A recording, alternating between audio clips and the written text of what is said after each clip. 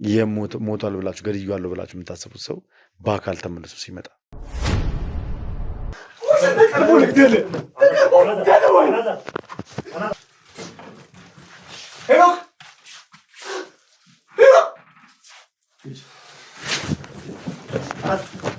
ራስን አረጋ ስማኝ አላዛር ሲጫወቱብህ ነበር ተረጋጋ እሺ በለኝ ይኸውልህ ራስን አረጋ ነበር ተረጋጋ ራስን አረጋጋ የወንድሜ ሞት የኔ እጅም ስላለበት ያን ነገር እንድታወቅ አልፈለግም ሌላው አረመኔ ነው ብለው ነው የሚነግሩኝ በቃ ያለፋ በቃ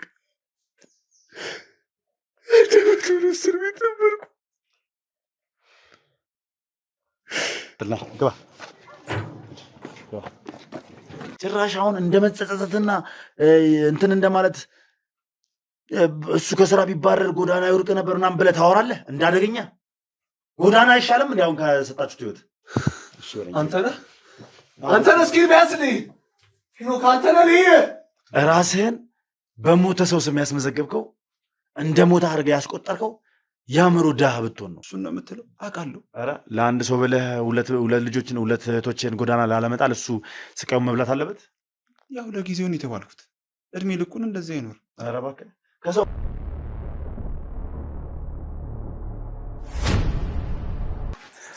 ሰላም የተወደዳችሁና የተከበራችሁ ውድ ቤተሰቦች እንደምን አላችሁ እንደምን ቆያችሁ እንደምን ከረማችሁልኝ እንኳን ለብርሃነ መስቀሉ በሰላም አደረሳችሁ እያልኩኝ ሰላማችሁ በያላችሁበት ብዝት እንዲልልኝ እመኛለሁ። እንግዲህ ውድ ቤተሰቦች ውድ ተመልካቾች ዛሬ ለየት ያለ ቀን ነው። እንደምትመለከቱኝ እንዲህ አምሮብኝ አሸብርቄና ደምቄ አንድ ድል ልመታ ነው።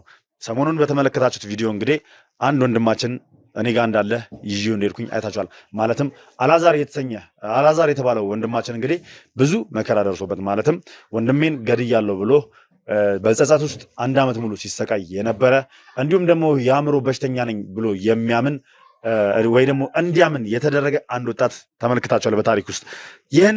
ይህንን ወጣት እንግዲህ ስጦታ እንደምሰጠውና እሱን ነፃ ሊያወጣው የሚችል ነገር እኔ ጋር እንዳለ ገልጬለት ነበረ። ያንን ደግሞ ዛሬ ለማሳካት አንድ 3 ቀን ይሆናል። አንድ 3 ቀን እኔ ጋር ነበር የቆየው። ምክንያቱም አንደኛ በሐኪሞች ትሪት እየተደረገ ነው።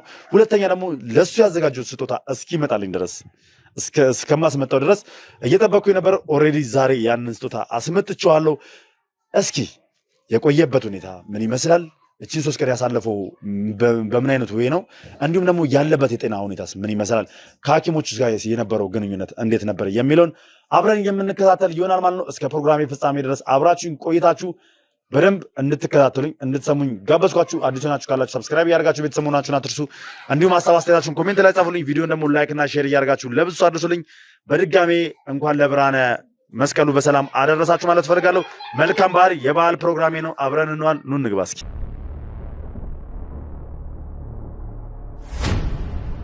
ከዲኤምሲ ሪል ስቴት ቤት ለገዛችሁ እንዲሁም ለመግዛት ላሰባችሁ ደንበኞቻችን በሙሉ መልካም ዜና ይዘን መጥተናል። እንኳን ደስ አላችሁ። ሽያጩ በመጠናቀቅ ላይ የሚገኘው የለቡ ሂል ሳይድ መንደራችን ላይ የንግድ ቦታዎችን ስትጠይቁ ለነበራችሁ ደንበኞቻችን ከ27 ካሬ ጀምሮ እስከ 143 ካሬ ስፋት ያላቸውን ለሱፐርማርኬት፣ ለሬስቶራንት፣ ለካፌ፣ ለውበት ሳሎን፣ ለቡቲክ እንዲሁም ለተለያዩ የንግድ አገልግሎቶች የሚውሉ የንግድ ቦታዎችን ከነገበያው ከ4000 አባወራ በላይ የሚኖሩበት መንደራችን ውስጥ ይዘንላችሁ ቀርበናል። እስከዛሬ ቤት ላልገዛችሁ ደግሞ በቀሩን ጥቂት ቤቶች በ10% ቅድመ ክፍያ የቤት ባለቤት ይሁኑ። በተጨማሪ ለአፓርትመንት ቤቶቻችን የ60% እንዲሁም ለንግድ ሱቆቻችን ደግሞ የ50% የባንክ ብድር ከ5 እስከ 25 ዓመት ምንም ሳይጨነቁ ከፍለው የሚጨርሱትን ያመቻቸን መሆኑን በደስታ እንገልጻለን። ያስተውሉ፣ ያሉን የንግድ ቦታዎች ውስን በመሆናቸው እንዲሁም የቀሩን ቤቶች ጥቂት ስለሆኑ ዛሬውኑ በ0938 8966 89 ላይ ፈጥነው ይደውሉ።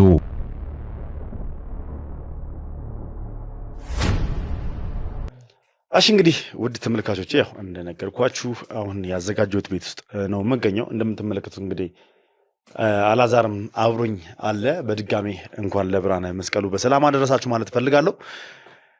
ባህሉ የሰላም እንዲሆንላችሁ የደስታ እንዲሆንላችሁ እየተመኘው በድጋሚ ዛሬ የበዓል ስጦታ ለአላዛር ይዤም እንደመጣሁ እንግዲህ ተናግሬያለሁ። ስለዚህ አላዛርን እንግዲህ እስኪ ሰሞኑን እኔ ጋር ስለቆየ ያለበት ሁኔታ ምን እንደሚመስል ትንሽ እንጠይቀውና ከዛ በኋላ ለምን እዚህ እንደቆየም ምናወራበት ይሆናል። ከዛ ባሻገር ደግሞ እዚህ በቆየበት ሰዓት ውስጥ እስኪ ምን እያሰበ እንደሆነ ጭምር እጠይቀዋለሁ ማለት ነው። እስኪ ለማንኛውም እስከ ፕሮግራም ፍጻሜ ድረስ በድጋሚ አብራችሁኝ ሁኑ።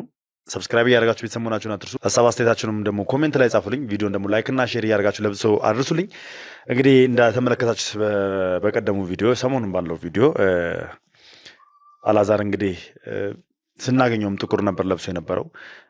አመት ሙሉ ጥቁር በጥቁር ነበር ለብሶ ሲያሳልፍ የነበረው። አሁን እንግዲህ ከአመት በኋላ በግድም ቢሆን እንግዲህ አሳምኘው ነጭ ልብስ እንዲለብስ አድርገነዋል ማለት ነው። ምክንያቱም አንደኛ ባህልን ደስ ብሎት እንዲያሳልፍ፣ ሁለተኛ ደግሞ የባህል ስጦታም ስላለው ከለበሰው ጥቁር ካለበት ማቅ ካለበት የጸጸት ስሜት እንዲወጣ እንግዲህ የተሻለኝን ነገር ለማድረግ እየሞከርኩ ነው። እስኪ ምንድን ነው ያለው ነገር የሚለውን ደግሞ አብረን የምንመለከተው ይሆናል ማለት ነው። እስከ ፕሮግራም ፍጻሜ ድረስ በድጋሚ አብራችሁኝ ነው። መልካም ጊዜ። እንኳን አደረሰ በድጋሚ ያለኝ። እንኳን አብሮ አደረሰ። እንዴት ነገር? እግዚአብሔር ይመስገን። ያለበት ሁኔታ ጤንነት ምን ይመስላል?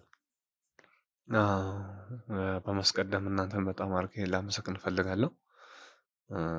ይህ ሁላ እያደረጋችሁ ያላችሁት ያው ለእኔም እንደገናም ደግሞ እውነትን ነው ማወጣው ብላችኋልና ያን ነገርም የኢትዮጵያ ሕዝብም እንዲያውቅ ስላደረጋችሁ እኔም ከአእምሮ ነፃነት ፍሪ እንደሆን ስለረዳችሁ በጣም አመሰግናለሁ። እንደገናም ደግሞ ያው አንተ ቀደም እንደተናገርከው አመት ሙሉ ያዘን ልብስ ለብሼ ነበር ያሳለፍኩት። ህመም አለብኝ። ያው ያለብኝን ህመም ታውቀዋለህ። ጸጸት የተባለ ህመም ነው ያለብኝ። ሰው ታውቃለህ፣ ልብስን ነው እንጂ የሚገምተው የውስጥ ህመምን አይገምትም። እና ያለብኝ ከባድ የውስጥ ህመም ነበረብኝ። እኔ ልብሱ አይደለም የሚያስጨንቀኝ፣ ለመናገር ልብሱ አይደለም የሚያስጨንቀኝ። ግን ሆኖም ቀረ አንተም ባልደረቦችም ሆናችሁ ይህን እንደዚህ አይነት ልብስም እንዳገኝ ረድታችሁኝ ለብርሃነ መስቀሉም በሰላም በፍቅር እንዳሳልፍም ከዚህ በኋላ ያለው ህይወቴም ጥሩ እንደሚሆን አድርጋችሁ ስለተናገራችሁኝም ለዚህም ስላበቃችሁኝ ክብረት ትስጥልን እላለሁ። እሺ፣ አመሰግናለሁ።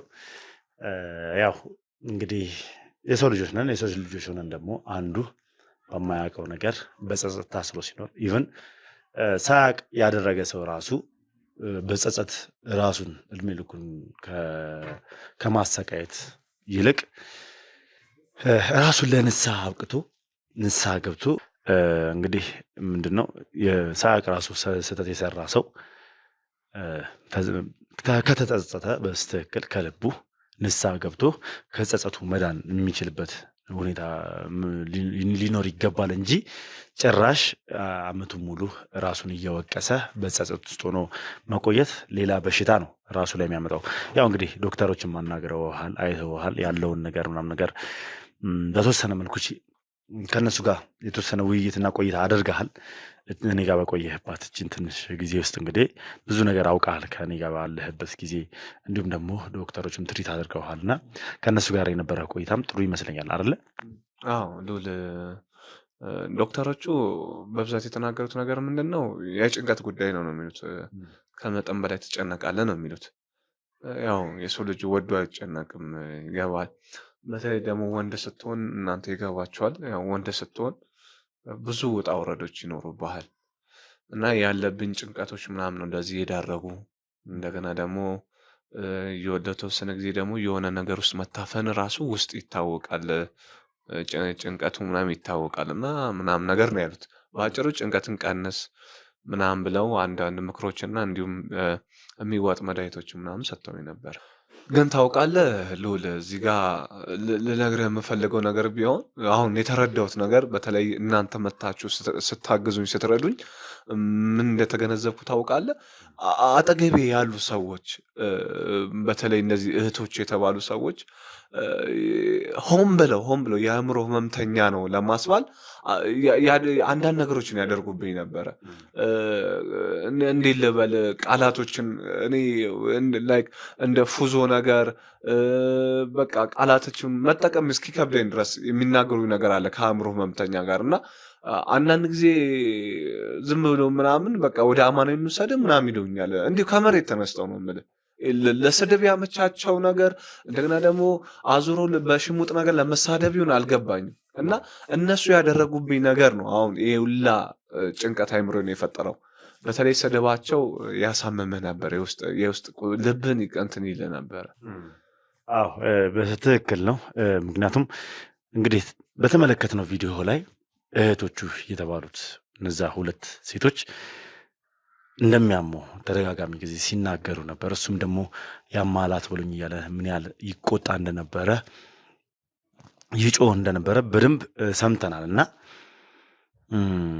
ነገር ግን በጣም በሚገርም ሁኔታ ይህን ነገር የሚያደርጉት ሆን ብለው እነሱ እንዲያመው እንዲያብድ ስለሚፈልጉ ነበር።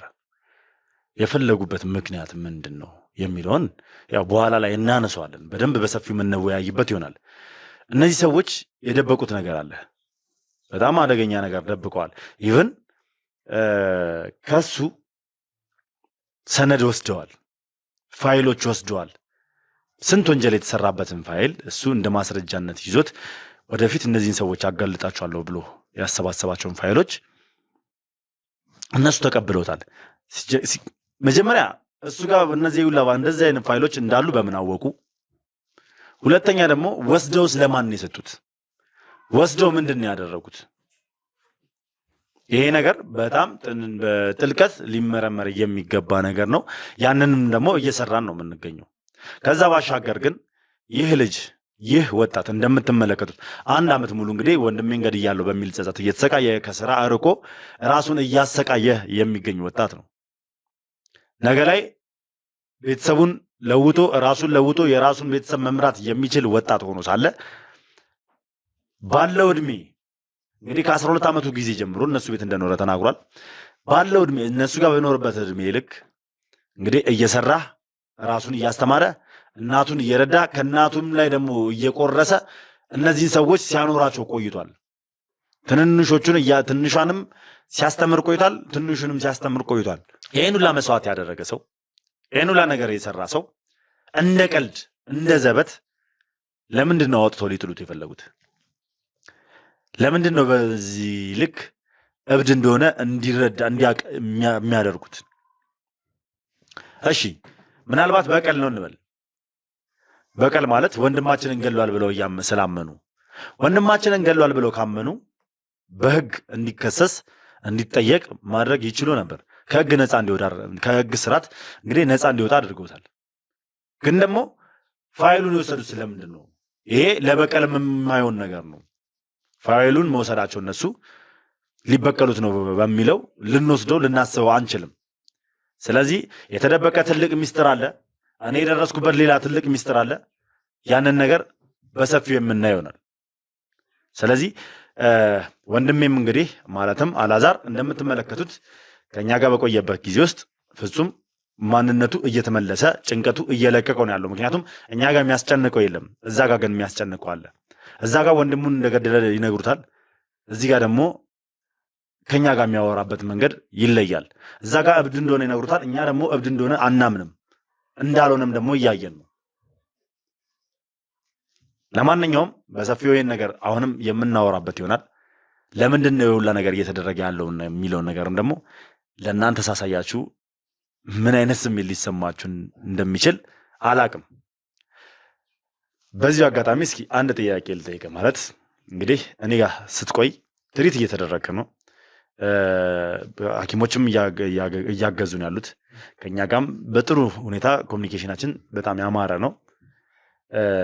ግን እስካሁን ድረስ እኛ ጋር የቆየህበትን ምክንያት ለምን እንደሆነ ማለት እየገመትክ ነው ወይስ እያሰብክ ነው? እስኪ ያለ ምን እየተሰማ ነው ያለው? የሚሰማን ስሜት በነገሬን ደስ ይለኛል። በመጀመሪያ ደረጃ ያው እናንተ እዚህ ስትመጡ ያው ሁላችንም ደንግጠን ነበረ። በተለይ የወንድሜ ሞት የኔ እጅም ስላለበት ያን ነገር እንዲታወቅ አልፈልግም። ያው በአካባቢውም በጎረቤቱም እንዲታወቅ አንፈልግም እና ስትመጡ በጣም አስደንግጦኝ ነበረ። በቃ በዛ ላይ ጋዜጠኞች ነን እውነት ነው የምናወጣው ምናምን ስትሉ ከነሱ ይልቅ ከእህቶቼ ይልቅ እኔ ነው የሚያሳስበኝ፣ እኔ ነው የሚያስጨንቀኝ። ምክንያቱም የወንድሜ ነፍስ የጠፋው በእንጄ ነው፣ በራሴ ስህተት በራሴ እንትን ነው የጠፋው።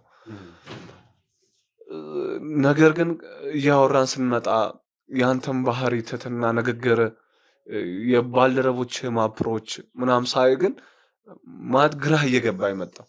እኔ ከነሱ ጋር ሁሉ ጊዜ ሳወራ የቃላት መጋጨት ይፈጠር ነበር። ከነሱ ጋር ቃላታችን የምናወራቸው ቃላቶች በቃ ተቃራኒ ነው የምናወራው።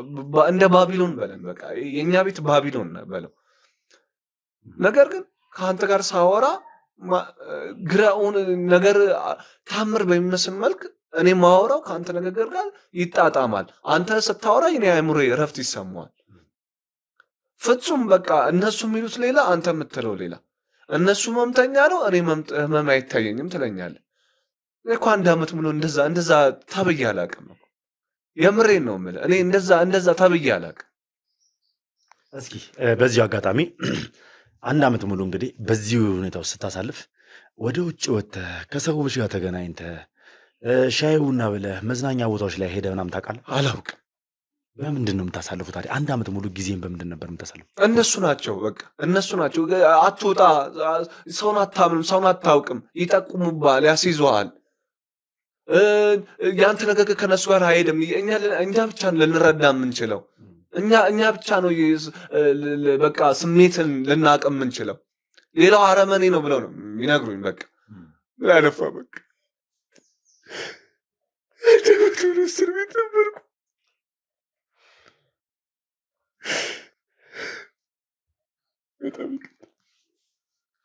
ይገባኛል፣ ስሜት እረዳሃለሁ።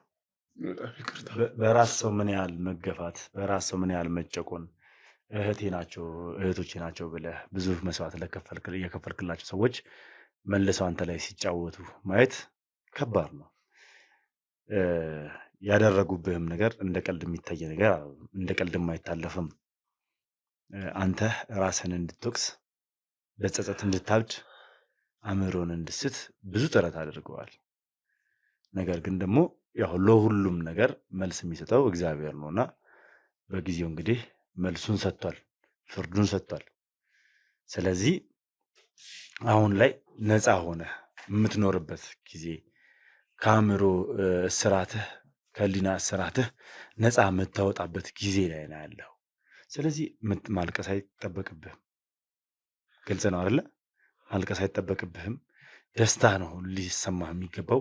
ይበልጥ ደግሞ አሁን ካለንበት ደግሞ በኋላ ላይ የተሻለ ይሆናል። ተረዳኸኝ? ስለዚህ ራስህን አረጋጋ።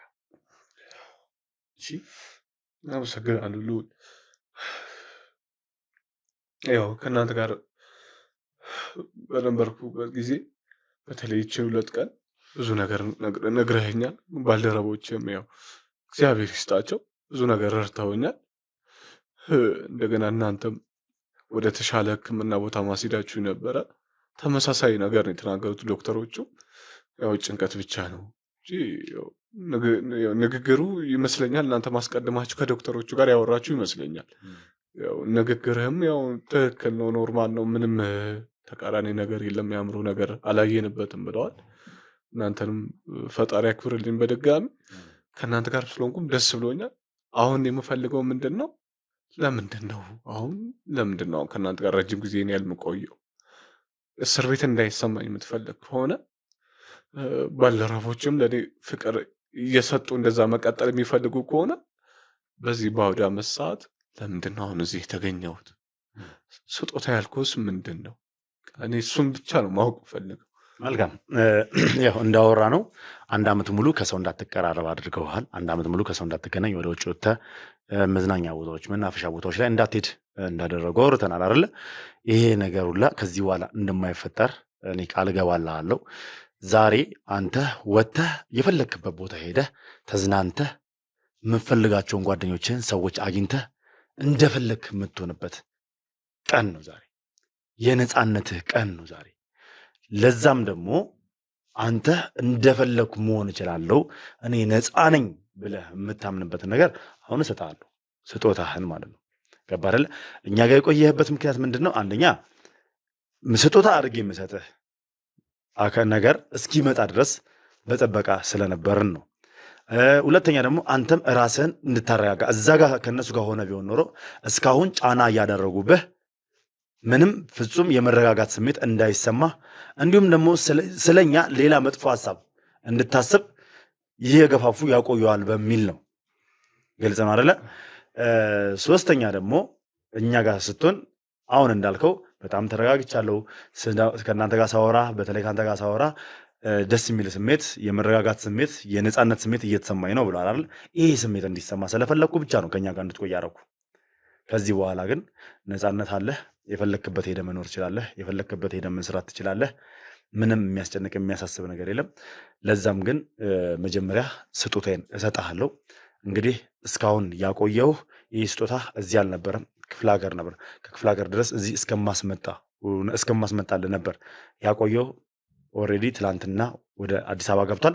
ስለዚህ አሁን መጥቷል፣ ምልክትም ተሰጥቶኛል፣ ደርሷል እዚህ። ስለዚህ ስጦታውን አስገባለህና እስኪ ያለውን ነገር አብረን እናያለን።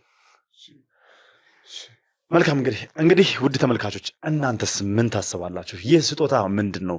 ይሄ ስጦታ ለሱ ብቻ አይደለም፣ ለማናችሁም በሱ ዙሪያ የሱ ስሜት ለተጋባባችሁ፣ የሱ ህመም ለተሰማችሁ በጠቅላላ የነፃነት ስጦታ ነው ከሚባለው በላይ የነፃነት ስጦታ።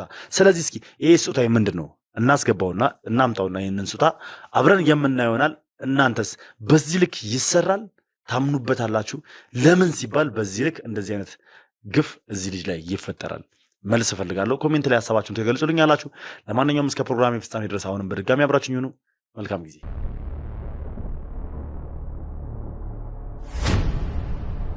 ግባ።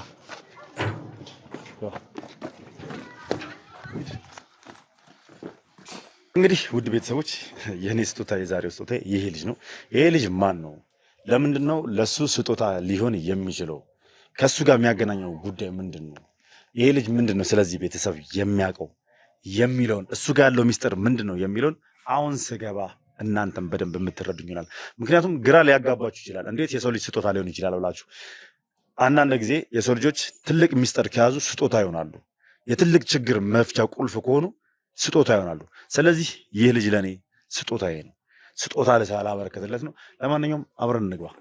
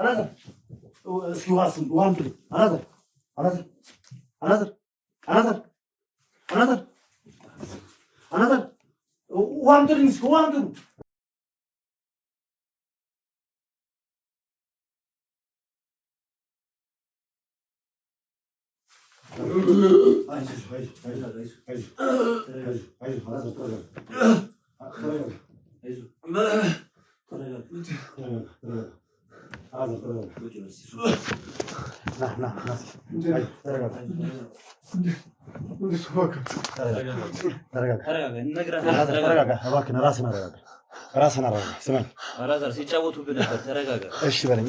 ራስን ነበር። ተረጋጋ። ራስን አረጋጋ። አንተ እሱ ከአንተ ጋር ነበር። አዎ እንዴ፣ ተረጋጋ። አራዛር ወደ ራስ ተመለስ። እሺ አየር ሰብስብ፣ አታወራ። አየር ሰብስብ። እባካችሁ ያዙት እና አስገቡት። እሺ አራዛር ምን ሆኜ ነው? ደህና ነህ? እሺ በለኝ። አላበርኩም። እብድ አይደለም፣ ጤነኛ ነህ።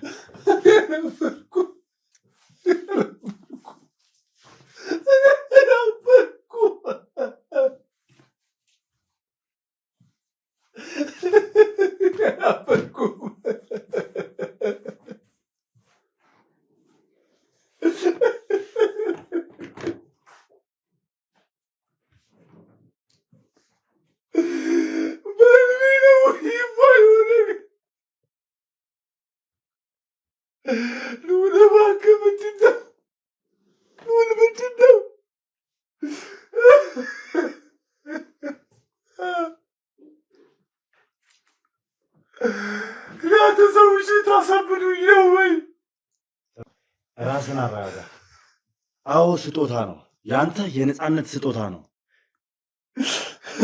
አመት ሙሉ ተሰቃይተህበታል። አመት ሙሉ ራስን አስጨንቀህበታል። በጸጸት ራስህን ጎድተሃል። አመት ሙሉ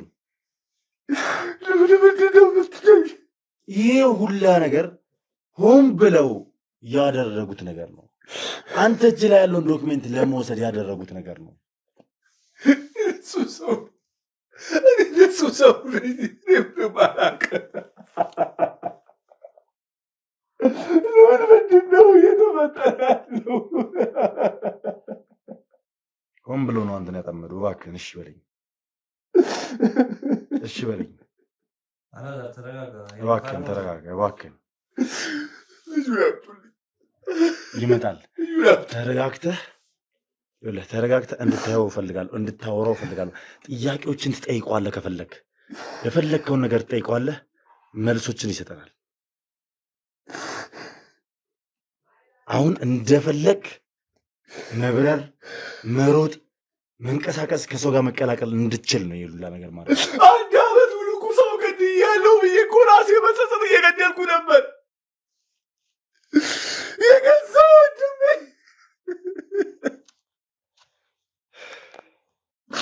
በቃ ቪዲዮን አቁሙ ቪዲዮን።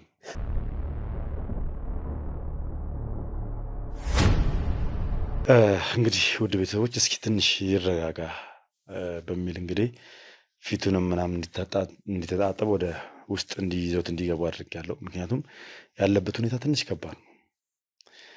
1 ዓመት ሙሉ የሰው ልጅ ገድያለሁ፣ ወንድሜን ገድያለሁ እያሉ በጸጸት ራስን አስሮ መሰቃየት ማለት ምን ያህል እንደሚያም ልገልጻላችሁ አልችልም። ሁላችሁም ትረዱታላችሁ።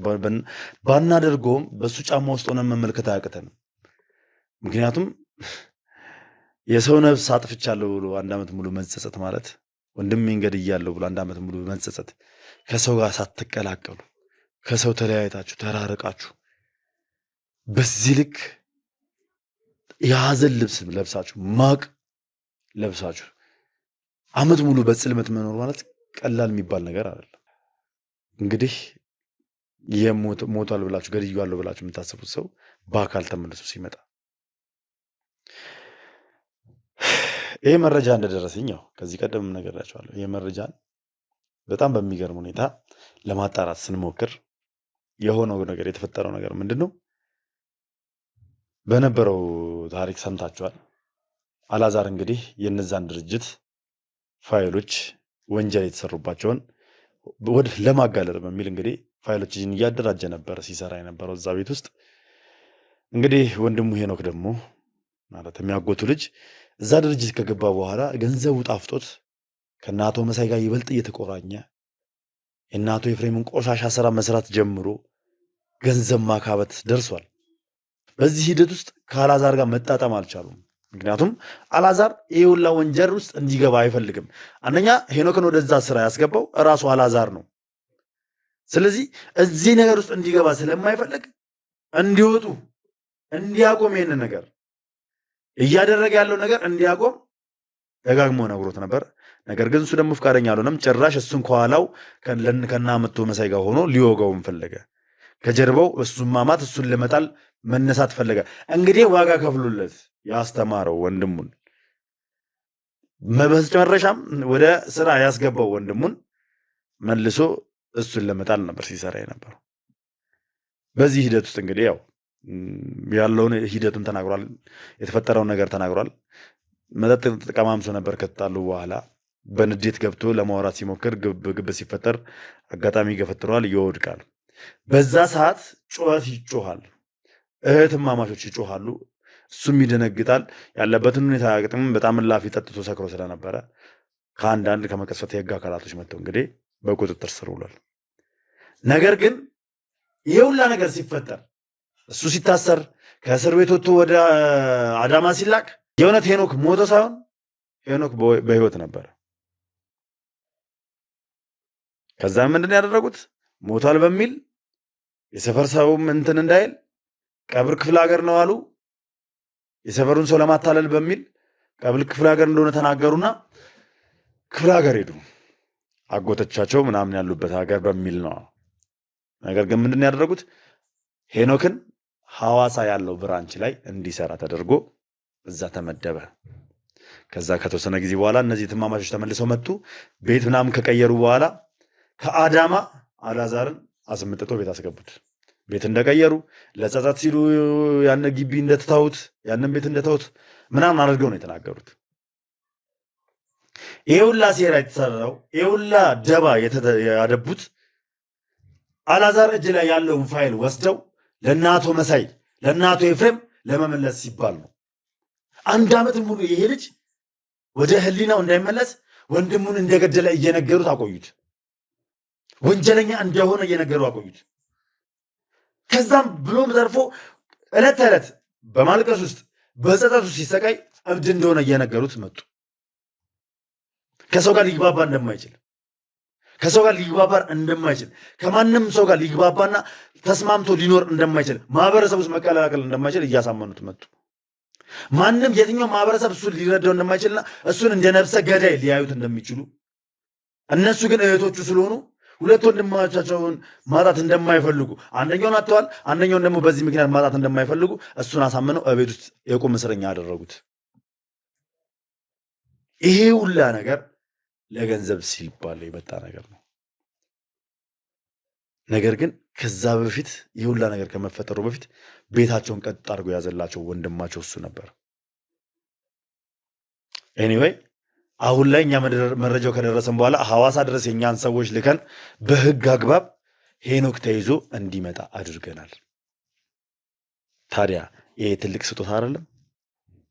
የዚህ ልጅ ነፃነት መታወጅ የለበትም? 1 ዓመት ሙሉ ተሰቃይቷል። የሰው ልጅ ምንም አይነት ስህተት ሊሰራ ይችላል ብያለሁ ቅድም። ስህተቱን ከሰራ በኋላ ግን ተጸጽቶ ይቅርታ ከጠየቀና ንስሐ ከገባ ይቅር ይባላል። ለማንኛውም በድጋሜ ተረጋግቷል። እሱን አስገባዋለሁ፣ ሄኖክንም አመጣዋለሁ። መጠየቅ ያለበትን ጥያቄ ፊት ለፊት እንዲጠይቀው አገናኛቸዋለሁ። ከዚህ በኋላ አላዛር ይለቀቃል፣ ነፃ ይወጣል። 1 ዓመት ሙሉ ጥቁር ለብሷል። ከዚህ በኋላ ነጭ ይለብሳል። ኤኒዌይ እስከ ፕሮግራም ፍጻሜ ድረስ አብራችሁ ይሁን። አሁንም ያደረግኩት ነገር ትክክል እንደሆነ በደንብ እርግጠኛ ነኝ። እናንተስ በእኔ ቦታ ብትሆኑ ምን አይነት ስሜት ነው የሚሰማችሁ? ይህንን ሀሳባችሁን ጻፉልኝ። ለማንኛውም በድጋሜ አብራችሁን ቆዩ።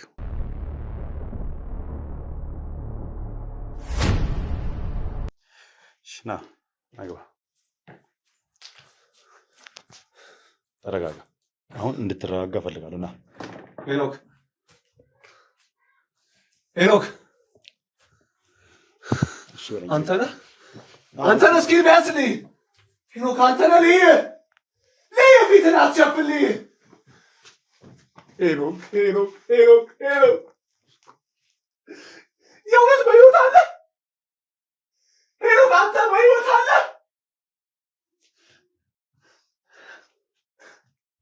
ምን አይነት አረመኔነት ነው? ምን አይነት አረመኔነት ነው? በቅርቡ ልግደልህ ወይ? ተው፣ ተነጋግረናል አይደል? አውቃለሁ ስሜት ምን አይነት ስሜት እየተሰማ እንደሆነ አውቃለሁ። ግን እባክህን ራስን አረጋጋ፣ እባክህን ሄኖክ። እኔ እኮ ወንድምህ ነኝ። እሺ ያሳደግኩህ ወንድምህ ነኝ። እሱን ቁጭ ብለን እናውራ እባክህን። እሺ ይኸውልህ እኔ እኮ ወንድምህ ነኝ ሄኖክ። እሺ ይኸውልህ ለምን አትረጋጋም? ልዑል አልገባህም። ልዑል አልገባህም። እሺ በቃ እሺ፣ ና በቃ ና። ይኸውልህ አንተ እንድትረጋጋ እፈልጋለሁ። እኔ ከእሱ ጋር ማውራት ይኖርብኛል። ስለዚህ ና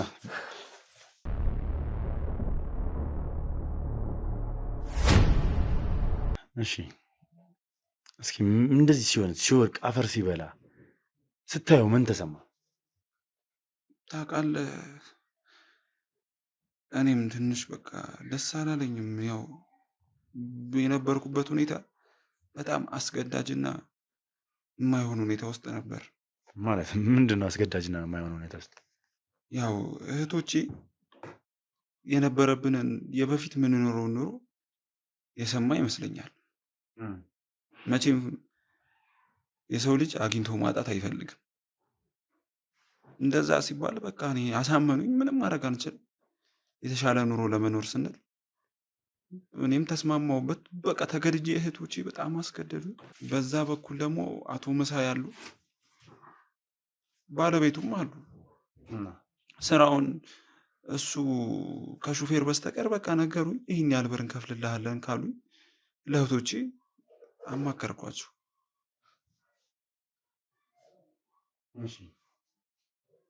ያው ምንም ማድረግ አልችልም። ይህን ያህል እኔ ሰው ላይ ጉዳት የሚያደርስ ነገር የለም፣ ወረቀት ብቻ ነው፣ ማህተብ ብቻ ነው፣ ፊርማ ነው የምናስመስለው ሲሉኝ በቃ ሰው ላይ የምናደርሰው ጉዳት ከሌለ እሺ ብዬ በአስገዳጅነት ነው እንደዚህ አይነት ነገር ውስጥ የገባሁት። እና ይኸውልህ የወንጀል ስራዎችን እየሰራ ነበር።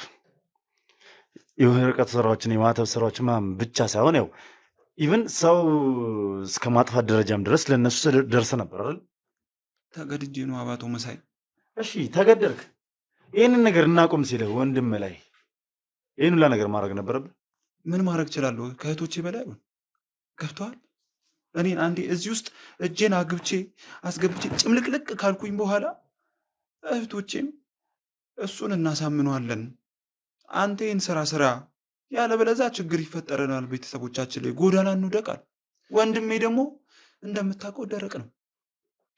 እኔ ምን ላርግሽ? ስለዚህ እህቶችህ ይህንን ስራ እንድትሰራ ይበልጥ እንድትገፋበት እያበረታቱ ነበር በደንብ። እኔ በእነሱ ተጽዕኖ ነው እዚህ ስራ ውስጥ የገባሁት ታውቃለህ። እሱም ችግር አለበት። ምንድን ነው የእሱ ችግር? ዶክመንቶቹን ተብሎ ስንት ዓመት ሙሉ ተለመነ። እሱ እኮ እውነት አለው እኮ ችግር እኮ ኖሮበት አለም። ትክክል እኮ ነው። ወንጀል ለሚሰሩ ያውቃል። ያንን ነገር ደግሞ የሚያጋለጥ ማስረጃዎችን ሲሰበስብ ነበር። ትክክል እኮ ነው ያደረገው። የምን ችግር ነው የእሱ ችግር? እንዴት መሰል አልገባህም? አሁንም አንተ አቶ መሳይ ማለት እጃቸው በጣም ረዥም የሆነ ሰዎች ናቸው። ምንም ሊያደርጉን ይችላሉ። አሁን ላይ እንኳን አላውቅም፣ እኔም የነበርኩበት ሁኔታ ከዛም ስላለፈ ማለት ነው። እና ይሄን ያህል ይጎዳል ብዬ ምን ያላሰብኩም ነበር። እንዴት እህቶችህ እብድ እንደሆነ እየነገሩት አንተም መግደሉን እያመነ አመቱን ሙሉ ጥቁር ለብሶ ከቤት ሳይወጣ ቤት ውስጥ ታስሮ መኖሩ አይጎዳውም? እሺ ታዲያ እህቶቼ ለአንድ ሰው ብዬ የሁሉ ቤተሰብ ጎዳና ይልጣል?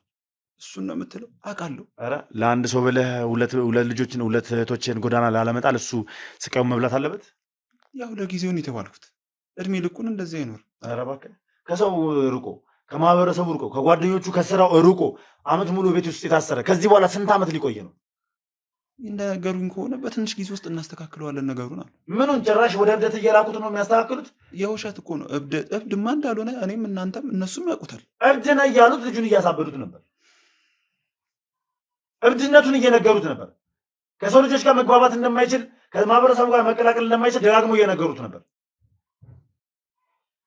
አንተን እንደገደለ ወንድሙን እንደገደለ እያሳመኑት ነበር ደጋግሞ። አንተ እስከ መቼ ነበር ከቤተሰብ ከእህቶች ተለይተህ እዛ ሐዋሳ ላይ ስራህን እየሰራ ተደብቀህ ልንኖር የምንችለው? እሱ እስከሚሞት ወይስ ጨርቁን ጥሎ አብዶ መንገድ ለመንገድ እስከሚወጣ ድረስ? አይደለም፣ አድምጠኝ እስቲ። ምን መሰለህ አቶ መሳይ እሱን ስራ የቀጠሩት ሰውዬ ማለት ነው። እና አስገብተውኝ እሱን ስራልኝ ብሎ እምቢ አለ። ይህን ያህል ብር እንከፍልሃለን ሲሉ እኔ ፈጣሪን አይደለሁ ወይ ቅዱስ አይደለሁ ወይ ጻድቅ አይደለሁ እምቢ ምለው ካለብኝ ችግር አይበልጥም። ስማ አንተ አሁን ላይ ካለህበት ችግር በፊት ያሳለፍከው ችግር አይበልጥም? ተማሪ እያላችሁ ያሳለፋችሁ ችግር አይበልጥም? አንተንም እህትህንም ሲያስተምረው የነበረበት እሱ ፍዳውን የበላበት ችግር አይበልጥም? በእሱ ድርቅና ቢሆንም ቢያንስ የእኛ መጠቀም እሱንም መጠቀም ይሆናል። እንዴት ነው የእናንተ መጠቀም? እሱን እኮ ጎርታችሁ ነው እናንተ እየተጠቀማችሁ ያላችሁት። ለጊዜው ነው። ምንድነው ለጊዜው ነው? እንዴት ብለህ ነው ራስህን እንዳልሞት ካገለገል ስለት የነበረው? እኔ እነሱ እናስተካክለዋለን አሉ። ገብቶሃል? እነሱም እኮ አስተካከሉት። ወንድሙን እንደገደለ ሁለቱንም ወንድሞቻቸውን ማጣት እንደማይፈልጉ አንደኛውን ኦልሬዲ አጥተዋል። እሱን ማጣት እንደማይፈልጉ አሳምነውት ክስ እንደማይመሰርቱበት አሳምነውት ቁጭ አደረጉት። የአእምሮ እስረኛ አደረጉት። የህሊና እስረኛ አደረጉት ልጁን። ምንድን ነው ሊያስተካክሉ የሚችሉት ታዲያ? እኔም ወደጄ ይመስላል እዛ የተቀመጥኩት። እሺ ፋይሉን ተቀበሉት። ለማን የሰጡት? እሱን እንኳን እርግጠኛ አይደለሁም። እርግጠኛ መሆንም አልችልም። ምክንያቱም አቶ መሳይ በቁጥጥር ስር ውስጥ ውለዋል ስለተባለ። አዎ አቶ መሳይም በቁጥጥር ስር ያልኩት እኔ ነኝ። አቶ መሳይ በቁጥጥር ስር እንዲውሉ ያደረግኩት እኔ ነኝ። ገና ሁሉም በቁጥጥር ስር ይውላሉ። አቶ ኤፍሬም በቁጥጥር ስር ይውላል። አንተንም ያገኘው እኔ ነኝ። እህቶችም በቁጥጥር ስር ውለዋል። እኔም እኮ ልጅ አይደለም 1 ዓመት ሙሉ እዛ ስራ ስሰራ የነበረው እንደ ማንኛውም ሰው ስስቅ ስጫወት ደስተኛ ሁኜ አልነበረም ስጫወት የነበረው። ገብቶሃል አይደል? ገንዘብ አለሃል። በገንዘብ እየተደሰትካ ገንዘብ እኮ ደስታን አይገዛም። ደስታን ለማግኘት ደስታን ለማግዛት ፈልገህ መሰለኝ ወንድምህን የሸጥከው መስሎኝ ነበረ። ሰው አይደለም አልሳሳት። ቢሆን ግን ማንም ሰው ማጣትን አይፈልግም። ድሃ ፎቃቃ እልም ያልኩ ከካም እንደነበርኩኝ ዓለም የሚያውቀው የአደባባይ ሀቅ ነው። እንዴት ነው እኔ አንድ ጫማ ተጋርተን የምናደርግ ሰዎች የነበሩን ሰዎች እንደዚህ አይነት ቁጥር ሲጠራብኝ እንዴት ነው እምቢ የምለው? እስቲ ንገረኝ አንተ ራሱ። ስለዚህ ድሃዎች ሁላ ገንዘብ ሲጠራባቸው ገንዘቡን ለማግኘት ብለው ወደ ወንጀል ይሮጣሉ ማለት ነው። እሺ እያሉ ወደ ወንጀል ይሮጣሉ ማለት ነው። እኔ እንደዛ አላልኩ። እኔ ሁሌ ድሃ ነበርኩ። የአይምሮ ድሃ ልሆን እችላለሁ ነህ እችላለሁ ሰው ነህ ስለሆንክም ነው ወንድምህን በገንዘብ የሸጥከው። ራስህን በሞተ ሰው ስም ያስመዘገብከው እንደ ሞተ አድርገህ ያስቆጠርከው የአእምሮ ድሃ ብትሆን ነው። አንተ ብቻ ሳትሆን መላው ቤተሰብ ከነ እህቶችህ መሰለህ። ኧረ ተው በእናትህ ጭራሽ እየተቅለሰለስክ እነሱ ናቸው እንደዚህ ያደረጉኝ እነሱ። አንተ ቢያንስ ይኸውልህ ወንድም አይደለም ባዳ እንኳን ዳቦ ሲገዛለህ ያንም ባዳ የሆነ ሰው ሊያጠቃው ሲመጣ ትከላከልለታለህ። ምክንያቱም ያጎረሰህን ዳቦ ታስታውሳለህና። አንድ ቀን የታክሲ የታክሲ የሰጠህን ሰው የሆነ ሰው የሆነ ነገር ሊያደርገው ቢሞክር ትደርስለታለህ። ወንድም ግን እድሜ ልኩን ለአንተና ለእህቶች ኖሯል። ራሱን 3 ቤተሰብ 3 ሰው ማስተዳደር ማለት ቀልድ አይደለም በአሁኑ ሰዓት። ያውም እዛ ጋር የራሱ ሌላ ተጨማሪ ቤተሰብ እያለበት ራሱን እያስተማረ እያሳደገ፣ ይሄ እኮ የአእምሮ ድሃነት ራሱ ሊገልጹ አይችልም። እልም ያላችሁ መሀይምነታችሁ ነው የሚያሳይ። ተምራችሁ ያልተማራችሁ ናችሁ። ሲጀምር የተማረ ሰው ፈጽሞ ለነገሩ እንዴት ብዬ ልገልጻችሁ እንደምችልም አላውቅም። መማር ፊደል መቁጠር ብቻ ሆነ።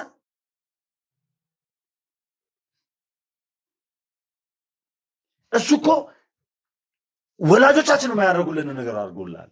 አብዛኛዎቻችን ከድህነታችን አንጻር ወላጆቻችን ለእኛ የማያደርጉት ምንድን ነው? አስተምረው ስራ ያስይዙንም፣ አስተምረው ይለቁናል። ስራ ፈለገ ግባ ትባላል አይደለ?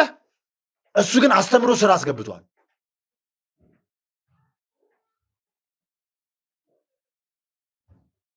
ይህን ነገር ያደረገልህ በስጋ አልተዋለዳችሁ ማለት ከአንድ ማፀን አልወጣችሁም። በስጋ ብትዛመዱ ከአንድ ማፀን አልወጣችሁም። እሱ ግን ከማፀና ከወጣው ከእናቱ ላይ ቀንሶ ነበር እናንተን ሲያኖራችሁ ነበር።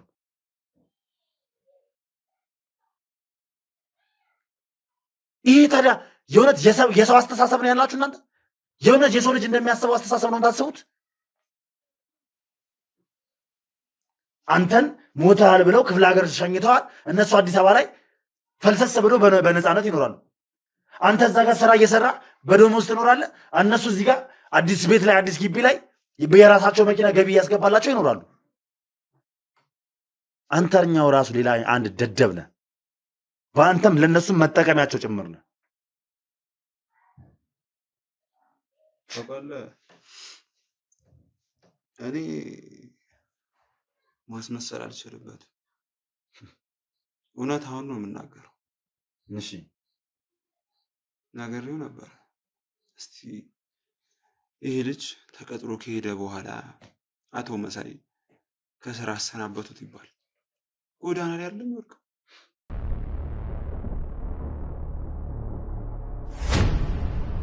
ከዲኤምሲ ሪል ስቴት ቤት ለገዛችሁ እንዲሁም ለመግዛት ላሰባችሁ ደንበኞቻችን በሙሉ መልካም ዜና ይዘን መጥተናል።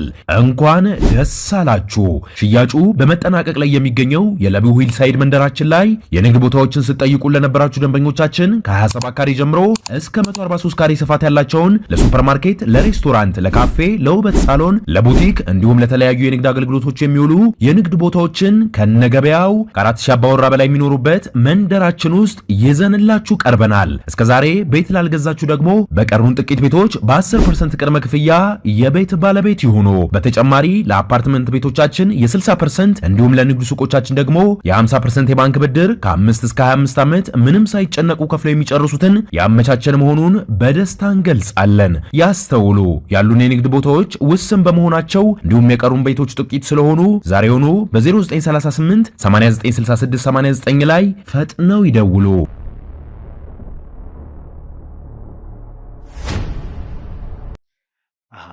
እሱ ጎዳና ላይ ወድቃል። እናንተ በቃ እናንተ እሱን ደግሞ በተራችሁ ለሶስት እሱ ማገዝ ማስተዳደር አትችሉም። ከስራ ቢባረር ቢያንስ የዋለላችሁን ውለታ ቢያንስ በትንሽ ነገር መመለሳችሁ ባረግ ነው ደሞዝ ነው።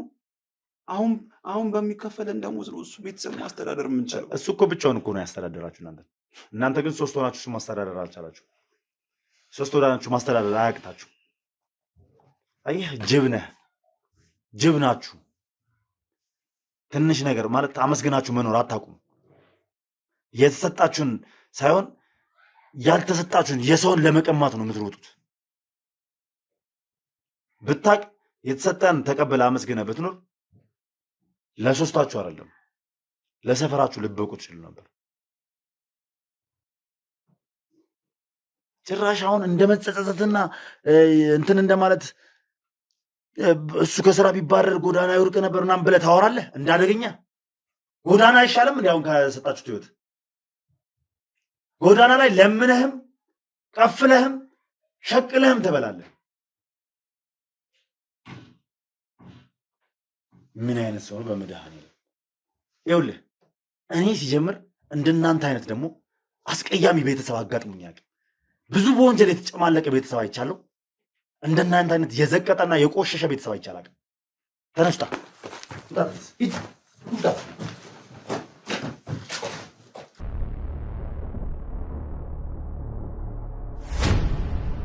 ይቅርታ አድርጉልኝ። ቃላቶቼ በጣም የከፉ እንደሆነ አውቃለሁ። ዛሬ የተናገርኳቸው ዛሬ ያወጣቸው ቃላቶች በጣም አስቀያሚ እንደሆነ አውቃለሁ። ግን ይቅር በሉኝ ውድ ተመልካቾች። በጣም ስሜታዊ ነው ያደረጉት። በጣም ስሜታዊ እንደሆነ ያደረጉኝ። እንግዲህ እያንዳንዷን ቃላት ሰምታችኋል። ጎዳና ላለመውጣት እሱ ከስራ ቢባረርስ እንደዚህ አይነት ምክንያት እንዴት ሊሆን ይችላል? አፈር ግጦ አፈር በልቶ ራሱን አስተምሮ እነዚህን ሰዎች ሶስት ሰዎች አስተዳድሮ እናቱን አስተዳድሮ ቤተሰቡን እዛ ክፍለ ሀገር አስተዳድሮ ለዚህ ያበቃቸውን እንደዚህ እንደ ቀልድ አዘቀት ውስጥ አጸልመት ውስጥ መክተት ምንድን ነው? ምን አይነት ሰብአዊነት? ምን አይነት የሰው ነው? የሰው አስተሳሰብ ነው የሚባለው? የምንድን ነው? መቼም ሰው ሆነን የፈለገ ብንከፋ በዚህ ልክ አንከፋ። አይተናል። እኔ ላይ የተደረገውን ነገር አይተናል። አዎ በጣም ተበድያለሁ፣ በጣም ተጨቁኛለሁ፣ በጣም ታግቼ ተሰቃይቻለሁ፣ ከከብት ጋር ታስሬያለሁ። ሁላችሁ የምታውቁት ታሪክ ነው። በመርፌ ተሰቃይቻለሁ፣ ዊልቸር ላይ ተቀምጫለሁ፣ ብዙ ነገር ደርሶብኛል። እሱን የምታውቁት ነገር ነው። የገዛ ጮኛዬ ላገባት ጥቂት ጊዜ የቀረኝ ጮኛ ከርታኛለች። እሱም የምታውቁት ታሪክ ነው። የነ ቢንያምን አክስት ማንሳት እንችላለን። ለሀብት ስትል እነ ቢንያምን ምን እንዳደረጋቻቸው። ከዛ ሁላ ከነዚህ እስካሁን ካየናቸው ታሪኮች በጠቅላላ የነዚህ ይቀፋል፣ ለመስማትም ያስጠላል። ራስን እንደሞተ ሰው አስቆጥሮ ለሰፈር ሰው፣ ለአካባቢው ሰው፣ ለማህበረሰቡ ነግሮ ራስን ከቦታ ላይ ሳውሮ መኖር ማለት ለገንዘብ ሲባል ይህ እኔ እንጃ እንዴት ብዬ ልቀበለው እንደምችል አላውቅም። ለማንኛውም ወደ ቤተሰቦች ከዚህ በኋላ አላዛር ነፃ ነው። የሚያስጨንቀው ነገር የለም። ከአእምሮ ከህሊና እስር ቤት ወጥቷል። ነፃነቱን ዛሬ አውጇል። ኤኒዌይ በጣም ደስ የሚል ጊዜ እንዳሳለፉ ለእኔ እርግጠኛ ነኝ። ምክንያቱም በብርሃነ መስቀሉ ይህንን ልጅ ማስደሰት ትችያለሁ። ከጥቁር ልብስ ወደ ነጭ ልብስ እንዲሸጋገር አድርጌያለሁ። ይህ ለእኔ ትልቅ ድል ነው። ለማንኛውም ውድ ቤተሰቦች ይህንን የበዓል ትልቅ ስራ የበዓል ድንቅ ስጦታ አብራችኙ ናችሁ እስካሁን ስለተመለከታችሁኝ ስለተካፈላችሁ ከልብ አድርጌ አመሰግናለሁ። እንደተለመደውና እንደ ሁልጊዜው አዲስ ሆናችሁ ካላችሁ ሰብስክራይብ እያደረጋችሁኝ ከኔ ጋር መቀላቀላችሁን ቤተሰብ መሆናችሁን አትርሱ። እስኪ የዛሬው ታሪክ ምን አይነት ስሜት ሰጣችሁ? በዚህ ታሪክ ላይ ምን አይነት አረዳድ ነው የተረዳችሁት? ሀሳብ አስተያየታችሁን ኮሜንት ላይ ጻፉልኝ። ቪዲዮን ደግሞ ላይክ፣ ሼር እያደረጋችሁ ለብዙ ሰው እንድታደርሱልኝ እፈልጋለሁ። ለማንኛውም መልካም በዓል ይሁንላችሁ።